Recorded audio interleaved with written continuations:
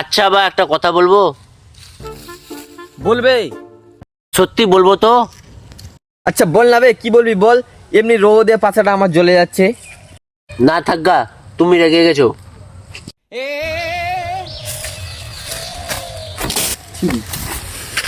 কি বলবি বল না বে, না তুই চিচবে আজান দিব।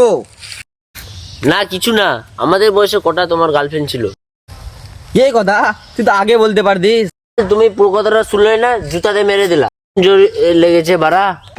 তখনকার যুগে গার্লফ্রেন্ড ছিল না রে বেটা, আমি ভদ্র ছেলে ছিলাম বেটা। ব্রো, তোমার যে চরিত্র পায়খানার মতো পবিত্র। এই তুই কি বললি বেটা, কি বললি? না আব্বা, আমাকে বন্ধুর মতো ভাবো। শুন তাহলে বেটা, তোকে বন্ধু হিসেবেই বলছি।